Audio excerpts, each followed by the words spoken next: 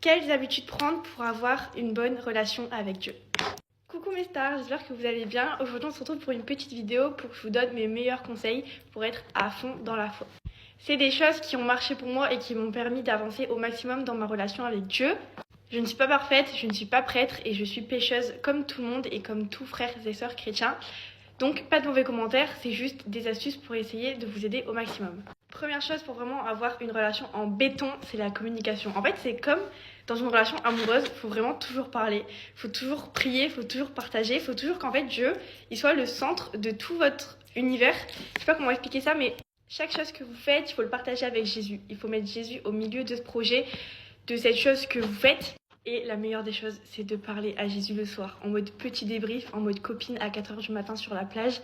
C'est trop bien, c'est la meilleure des sensations, c'est la meilleure des choses. Et ça, il faut vraiment le faire tous les soirs. Et après, vous allez voir qu'au fur et à mesure, ça va vraiment devenir une habitude. Et vous aurez comme, par exemple, votre pilule, une habitude à prendre à telle heure.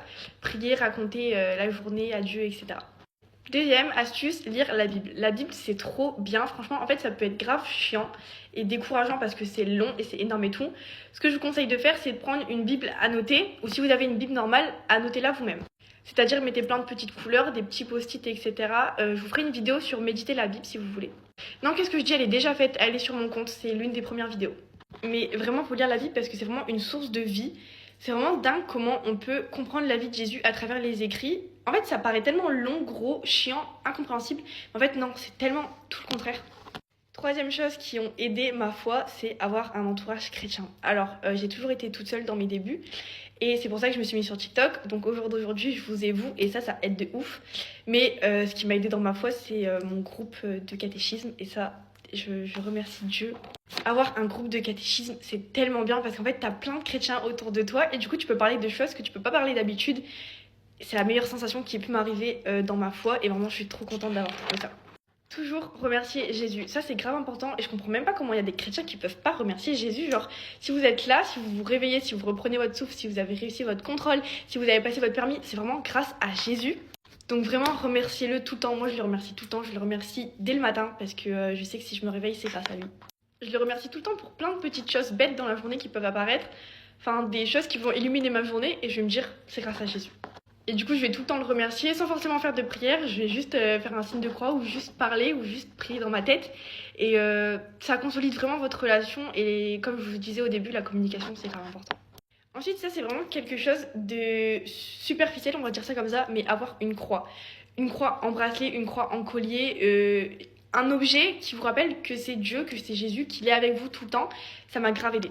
Parce que quand j'avais des moments un petit peu bad mood et tout, je sais que je regarde tout le temps ça et je me dis non mais en fait j'ai Jésus avec moi.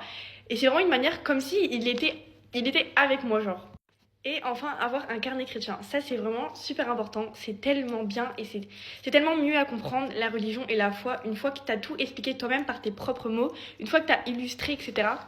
Allez sur mon Pinterest, Merlin Shaina, il y a des pages de mon carnet chrétien et en fait c'est tellement tout organisé et je comprends tellement mieux. En fait c'est comme quand tu fais une fiche de révision pour l'école, quand c'est tes mots et quand t'as compris dans ta tête, une fois que t'écris, genre ça se voit que t'as compris.